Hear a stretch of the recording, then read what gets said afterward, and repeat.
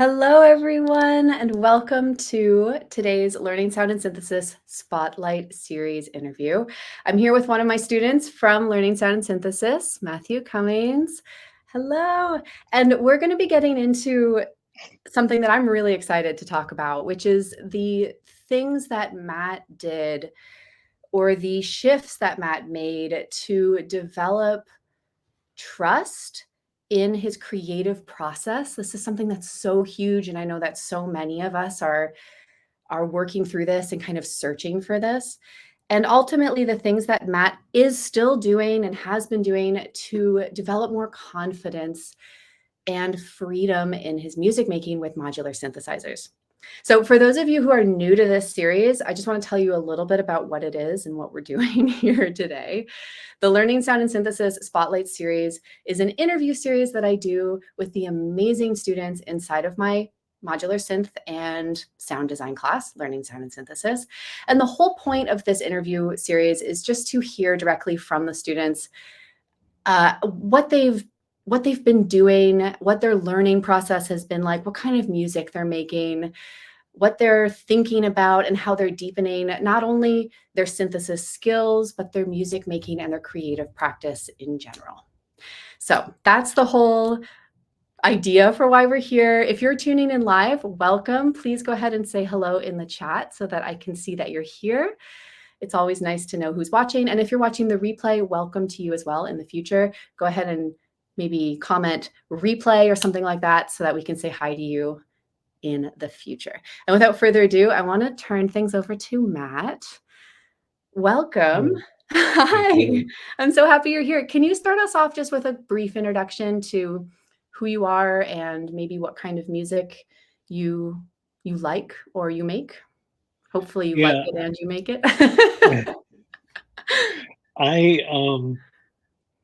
I have been a technical writer my entire career. My entire life, I've been a writer, and I have always been interested in the assimilation of many different creative types. And I've had ideas of wanting to have like a photo exhibition with writing and music attached to it. And um, I've never been able to do that. The technology was never satisfactory to me until recently. And that is the reason why I signed up for the class and wanted to learn more about what was available to me. In terms of music that I like and create, I just noodle around with the creation stuff right now. I'm actually trying to finish up a book before the end of the year, which the class and the music has inspired parts of it, which we can talk about whenever you want. But in terms of actual music that I like to listen to, I've always been a fan of Tangerine Dream, and they are almost nonstop on my creative playlist on iTunes.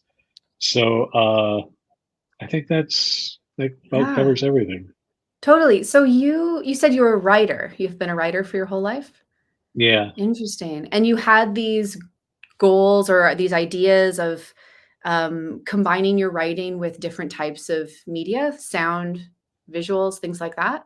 Yeah. I'm just And making sure I'm fully getting the picture. That's really cool. yeah. And um, I have also found like I've dabbled in painting as well, and obviously dabbled in music and dabbled in photography, but the writing has been the mainstream. And the reason why I thought it would be interesting for us to talk today is because it's come from a straight creativity point of view and not necessarily the music focus. It's how they can all help each other. Yeah. Well, I would love to just dive right into that and hear what you have to say. I know that, you mentioned at some point when we were talking earlier that there's been a lot of crossover, and I imagine that, modular synthesis and writing don't immediately seem like the most common activities, but can you tell me a little bit more about what those crossovers have been and how learning modular synthesis has impacted your writing and the rest of your creative practice? Yeah, so there's actually two big chunks there to talk about. And the first chunk is um, having gone through the class and having first learned, like, I'm brand new when it comes to the music, Mhm. to creating the music. And so I've gone through and, like, I use the word noodling. I noodle around with VCV Rack and come up with what feels to me like sort of like movie scores. Mhm. And so I have used some of the things that I created on VCV Rack to develop a story in many different parts. Like each track is a different part of the story. And this is actually going to show up in this next book.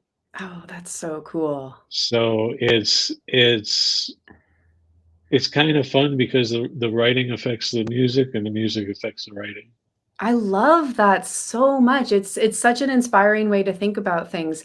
A lot of the time when I'm offering people starting points for, composing music or whatever you want to call it, noodling, composing, sometimes calling it something else can take the pressure off a little bit, but when you are intentionally sitting down and working with sound, you are composing music.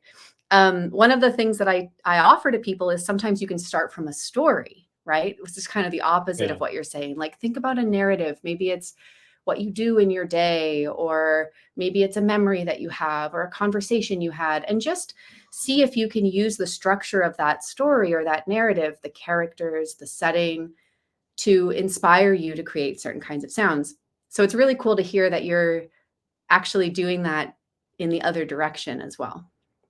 Yeah, and your experiment in taking words as well and creating words and sound, Hmm. I felt was very close to what I was doing as well.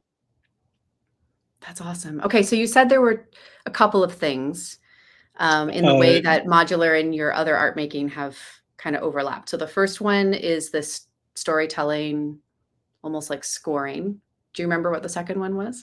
yeah, the second one is that concept of art and creativity not being apologetic, being Mm. apologetic. Um, One of the things that I really loved in the class was the Zoom calls. Mhm. And I loved hearing the interaction with everybody about some of the topics that we talked about.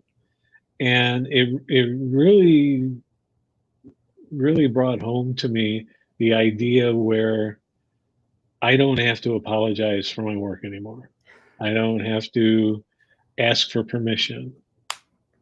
And I mean, I'm 57 years old. I've been asking permission and I've been apologizing for my stuff my entire life. Mhm. And so these two things have been an active practice for me really since we started the class. It really brought it home. And I'm finding now as I go through some of my writing, um, the book is actually a collection of writings. And so some of them are I find are real good, real inspirational, and some of them aren't as good and inspirational. But I find myself checking myself, saying, "Okay, is this really not good, or are you apologizing for it?" Hmm. And Yeah. as a result, I'm I'm not editing as much as I've done in the past, and I've shared some of my music with a couple people I know, and I found I was starting to apologize, saying, I just started this stuff. I don't know what I'm doing, but it sounds kind of fun to me. And I've I've been trying to stop that and Yeah. just saying, hey, it is what it is. And is it what I originally sat down to try to create? Absolutely not. Nothing is. but it's always the process of starting to try and create something and finding something else that sounds cool and running with it. I love that so much, and I'm so glad that those Zoom calls were so helpful for you. I Yeah. honestly, I really, really am. So for those of you who are watching who aren't in learning sound synthesis, in addition to the pre-recorded videos, which are very much focused on the technicality of synthesis, the how to, where to plug in things, what to plug in, all the signal flow, how the modules work. We always do group coaching calls on Zoom as well, which are typically more focused on topics like these, because I really believe, you know, that in order to the best way to learn any kind of creative topic is in a very holistic way. It's not just about the technical nitty-gritty and the how to, but it's also about, what it means to us conceptually and creatively and philosophically and and emotionally and how all of these things work together. So I always like to invite people in those Zoom calls to have big deep conversations about building trust in your creative practice and taking risks, and when you know if your music is done or good enough, and all of these really challenging questions that ultimately don't have correct answers, but by questioning them, as we've seen with Matt, by questioning them and thinking about them for yourself, it can be really opening and really liberating for your work. And one of the other things too is by having those conversations, you start thinking about everything else related to it. For Right. instance, I had always hoped that my writing would gain traction somewhere, and perhaps even have those hopes for the modular synthesis as well. But what I've come to learn based on those conversations and additional uh, thinking about it is that it doesn't matter if it comes from the heart, and if you're honest with yourself, then the people who are supposed to hear it are going to hear it. And if it's a mass of people, then cool. And if not, if it's just one person, then it was all worthwhile in the same. I love that so much, and I couldn't agree more.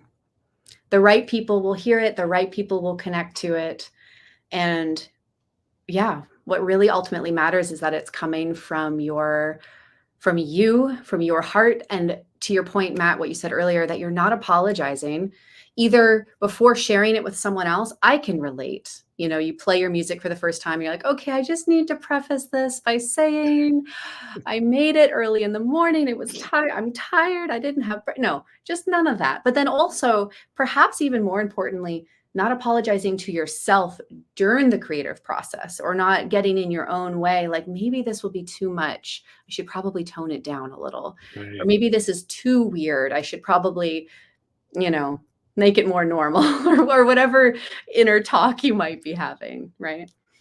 Yeah. And Yeah. I've listened to some of the stuff from the other students, and I felt the same thing. It's like, you know, this may not be amazing to me, but that doesn't mean it's not amazing to somebody else. Hmm. And there are things that are amazing to me, and I'm inspired by everybody just doing what they're doing.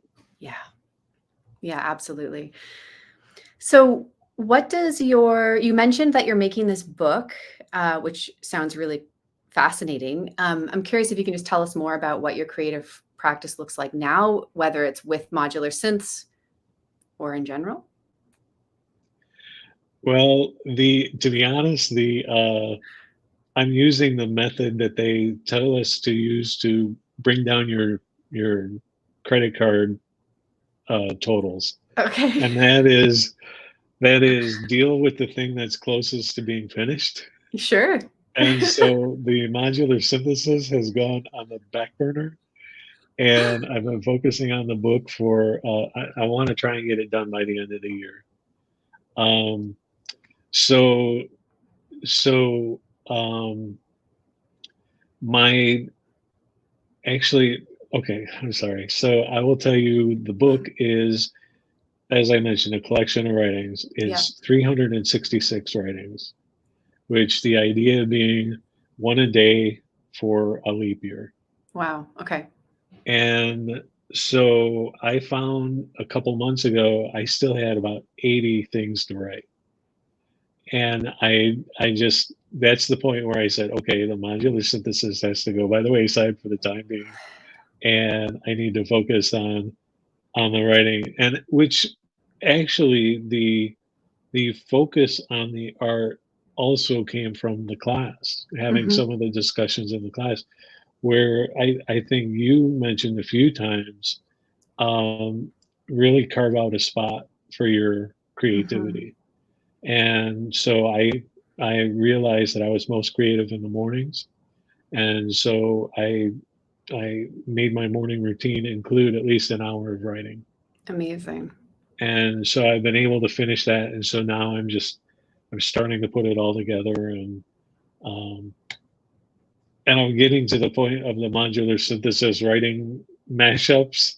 So it's going to be interesting to see how I feel about revisiting them again and try and keep that apologizing and reservations in check. So Yeah.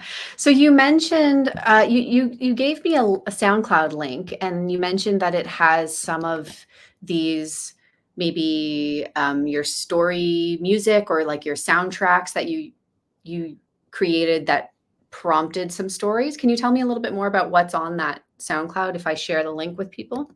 I can tell you that it has nothing to do with it. It's not related. Oh, okay. Okay. So what would we hear on the SoundCloud link, which by the way, folks, I'm going to drop in the chat for you.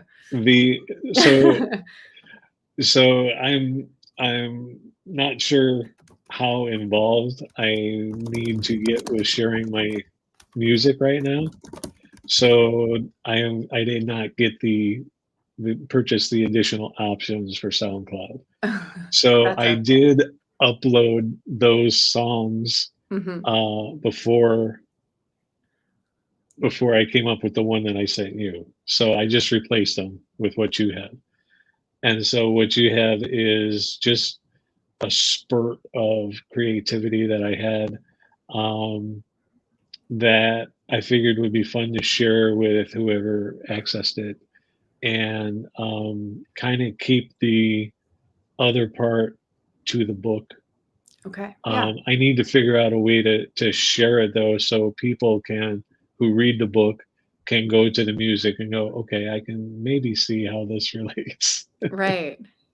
I think it's so cool. I just want to acknowledge you for a second and say it's so fascinating that you are just combining all of your creative interests together in this way. And even though you haven't figured out exactly how it's all going to logistically work yet, I think it's going to make such a rich, so much more of a rich and kind of complete piece in the end because it's pulling together all of these different parts of your personality. So I just want to congratulate you on that. I think that's really cool.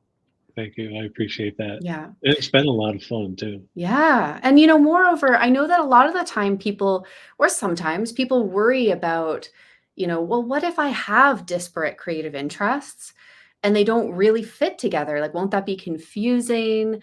Can I really be a classical pianist and a noise musician and a fiction writer all at the same time? And I, I really believe that you can, and I don't want to say you should, but like, there's a big opportunity there to be that one person who is a classical pianist, a noise musician, and a fiction writer all at the same time, because that's so singular and unique, right?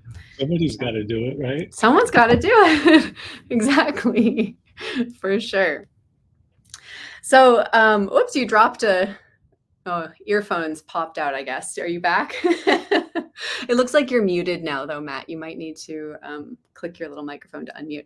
So, for those of you who are watching, I want to say that if this conversation is resonating with you, if you are feeling like you would love some support in learning modular synthesis, getting deeper into, sound design, electronic music, and or if you're feeling like all of the rest of this conversation is resonating with you and you want support on building out your creative practice, right? And just seeing different ways of approaching experimental electronic music composition and performance practice, then I would love to invite you to check out and join the waitlist for Learning Sound and Synthesis, which is, as you know, my online modular synthesis and sound design class that we've been talking about.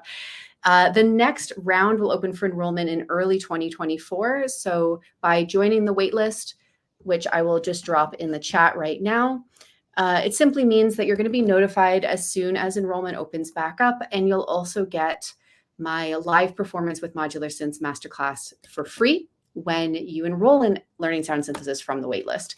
If you're curious about whether it's the right fit for you, if you have questions about how it works or what's inside the class, please don't hesitate to send me a DM anytime, and I'd be happy to chat more. And listen to your gut.